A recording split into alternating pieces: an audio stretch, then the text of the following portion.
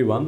తెలంగాణలో నోటిఫికేషన్లకు క్యాలెండర్ రావడానికి ఎస్సీ వర్గీకరణ ఆలస్యం. ఎస్సీ వర్గీకరణ నివేదిక వచ్చిన తర్వాత దాని రోస్టర్ పాయింట్స్ అన్నీ తేలిన తర్వాత నోటిఫికేషన్ ఇస్తారు. నోటిఫికేషన్లు క్యాలెండర్ ప్రకారం వస్తాయని గతంలో విన్నాం. సో మనకు జేఎల్ఎం నోటిఫికేషన్ కానీ, గ్రూప్ 2 గ్రూప్ 1లకు కానీ, రాబోయే ఎస్ఐ కానిస్టేబుల్ నోటిఫికేషన్ కానీ, డిఎస్సి నోటిఫికేషన్స్ కానీ ఏది రావాలన్నా కూడా ఎస్సీ వర్గీకరణ తేలాలి. అది తేలితేనే అవుద్ది అని అనుకున్నాం. సో ఇది ఇప్పట్లో తేలే అంశమా అని అనుకుంటే తేలినట్టుగానే తెలుస్తుంది. రోస్టర్ పాయింట్స్ కూడా ఇవ్వడం జరిగింది. రోస్టర్ వచ్చిందంటే ఆల్మోస్ట్ గెజిట్ వస్తుందని అనుకోవచ్చు. సో ఇది ఒకటి. నెక్స్ట్ ఈ అంశం ఏంటి, రోస్టర్ ఎలా ఇచ్చారు ఏందనే దాన్ని మాట్లాడదాం. దీంతో పాటుగా మనకు విఆర్ఓలకు సంబంధించి మరొక న్యూస్ కూడా వచ్చింది. విఆర్ఓలో ఎగ్జామ్ అనేది ఓఎంఆర్ షీట్లో కాదు, డిస్క్రిప్టివ్లో పెడతా అన్నారు. సో డిస్క్రిప్టివ్లో ఎవరికి పెడుతున్నారు, ఎలా కండక్ట్ చేయబోతున్నారు, ఏంది, ఎస్ఏ రైటింగ్, స్మాల్ ఆన్సర్స్ ఎలా ఉంటాయి ఏందనే దాన్ని మనం ఇంకొక వార్తగా చూడవచ్చు.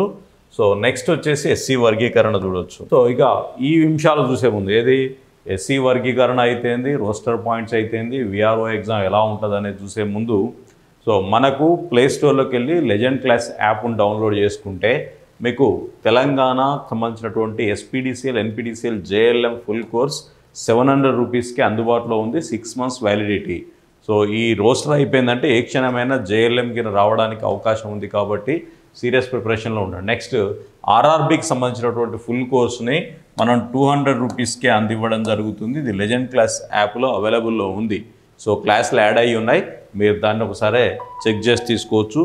ఆర్ఆర్బీకి సంబంధించినటువంటి questionnaire, exam paper pattern, exams daily exam schedule, test సిరీస్ను కూడా స్టార్ట్ చేయబోతున్నాం. దాని గురించి మనం మాట్లాడదాం. సో ఇక ఈ అంశాలను మనం ఒక్కొక్కటిగా డిస్కస్ చేద్దాం. సో ఫస్ట్ ఆఫ్ ఆల్ ఇక ఎస్సీ వర్గీకరణ జరిగింది. దాన్ని 3 గ్రూపులుగా చేశారు. 9% ఒకరికి, 5% ఒక గ్రూపు, 1% ఒక గ్రూప్. మొత్తం ఎస్సీ రిజర్వేషన్ అనేది 15% ఉంటుంది. ఆ 15%ని మొత్తం వర్గీకరణ చేసి ఎవరికి ఎంత అయ్యిందనేది ఇవ్వడం జరిగింది. సో ఇప్పుడు ఇగో ఇది మనకి ఇంపార్టెంట్ పాయింట్. ఇక మిగతాదంతా కూడా మనకు సంబంధం లేదని చెప్పొచ్చు. సో ఈ పాయింట్ ప్రకారం నోటిఫై గ్రూపులో అభ్యర్థి లేకుండా తదుపరి గ్రూపులో అర్హులకు ప్రాధాన్యం. సో దీంట్లో ఇది కూడా చాలా ఇంపార్టెంట్ అండి. ప్రిఫరెన్షియల్ విధానంలో పోస్టుల భర్తీ. సపోజ్ ఎగ్జామ్ రాసినప్పుడు క్వాలిఫై అయిన అభ్యర్థులు గ్రూప్ 1లో లేరనుకోండి, అంటే అప్పుడు గ్రూప్ 2లో ఉన్నటువంటి అభ్యర్థులతో నింపుతారు. గ్రూప్ 2లో సరిపడలేరనుకోండి, గ్రూప్ 3లో ఉన్నటువంటి అభ్యర్థులతో నింపడం జరుగుతుంది. సో ఈ విధంగా ఇవ్వడం జరిగింది. సో మొత్తంగా గ్రూప్ 1కి రోస్టర్ పాయింట్ నెంబర్ 7, గ్రూప్ 2కి 2, 16, 27, 47, 52, 66, 72, 87, 97. సో అదే గ్రూప్ 3కి వచ్చేసరికి 22, 41, 62, 77, 91. సో ఇదంతా ఎలా వస్తుంది సార్ అని అంటే, మొత్తము ఒక 100 పోస్టులు ఉంటే ఓపెన్ వాళ్ళను ఏ నెంబర్లో తీసుకోవాలి, బీసీ రిజర్వేషన్ల ప్రకారం ఏ నెంబర్లో తీసుకోవాలి, ఎస్సీ దీని ప్రకారం ఉన్న ఖాళీలను నింపుతున్నప్పుడు దాన్ని చేస్తారు. ఇదంతా కూడా రోస్టర్ పాయింట్స్ అంటారు. సో ఫస్ట్ ఆఫ్ ఆల్ మనకు రిజర్వేషన్లు అయితే తేలాయి. యాజ్ పర్ రిజర్వేషన్ ప్రకారం ఎస్సీలను 3 వర్గాలుగా విభజించారు.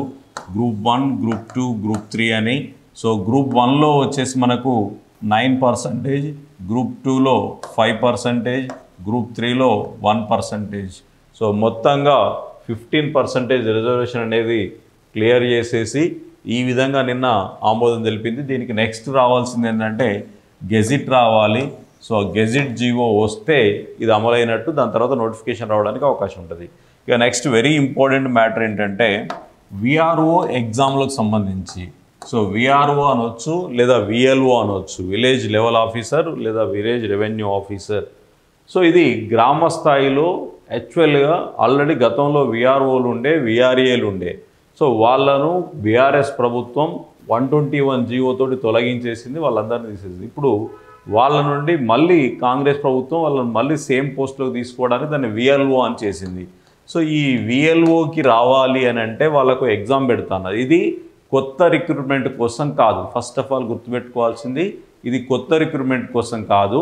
ఆల్రెడీ ఉన్న వాళ్లకు వితిన్ ద డిపార్ట్మెంట్ టెస్ట్లో చేసే వాళ్ళకు మాత్రమే ఈ న్యూస్ అన్నట్టు. సో ఇది ఒకసారి చదివి చూపిస్తా చూడండి. వివరణాత్మక విధానంలో పరీక్ష ఉంటుంది, అంటే డిస్క్రిప్టివ్ మెథడ్లోనే ఉంటుంది. ఎస్ఏ టైప్ క్వశ్చన్స్ రాయాల్సి ఉంటుంది. ప్రశ్న పత్రాన్ని సిద్ధం చేసిన CCLA తేదీలను ప్రకటించడమే తరువాయి, డేట్స్ అనౌన్స్ చేయడమే మిగిలి ఉంది అనేది దీని సారాంశం.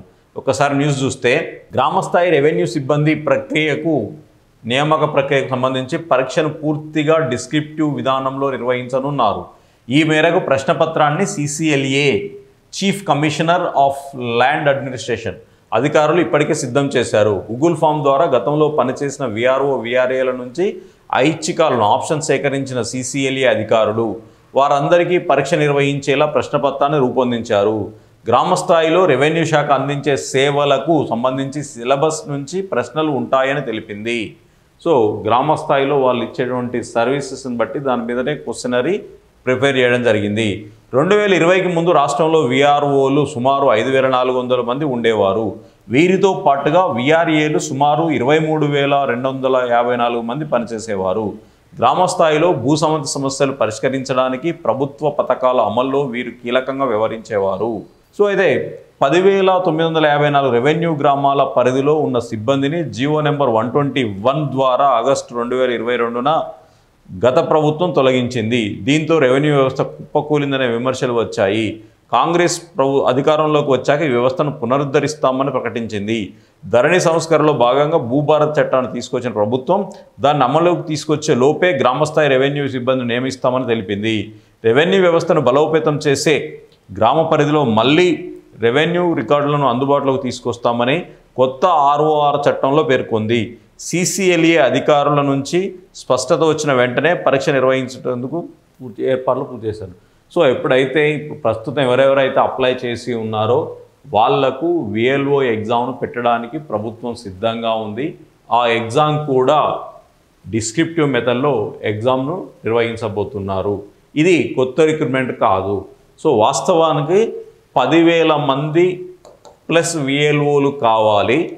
బట్ ఆఫ్టర్ రిటర్న్ టెస్ట్ వీళ్ళలో ఎంతమంది క్వాలిఫై అవుతారో చూసుకొని దాదాపు 5 నుండి 6,000 వరకు దీంట్లో నుండి వస్తే ఇంకొక 5,000 VRO పోస్టులకు నోటిఫికేషన్ వచ్చే అవకాశం ఉంది. అయితే దీన్ని బట్టి దాంట్లో కూడా కొంత ఎగ్జామినేషన్ ప్యాటర్న్ మారవచ్చు. బట్ డిస్క్రిప్టివ్ ఉండదు. బట్ OMR షీట్ విధానంగా సిలబస్లో మార్పులు తీసుకురావడానికి అవకాశం ఉంటుంది. సో ఇది VRO. నెక్స్ట్ టెట్ రిజల్ట్ రావస్తాను చాలామంది ఎదురు చూస్తున్నారు. టెట్ రిజల్ట్కు ఎలక్షన్ కోడ్ అడ్డంకిగా ఉండొచ్చు. టెట్ రిజల్ట్ అనేది ఎలక్షన్ కమిషన్ పర్మిషన్ ఇస్తే రిజల్ట్ ఇవ్వడానికి అవకాశం ఉంది.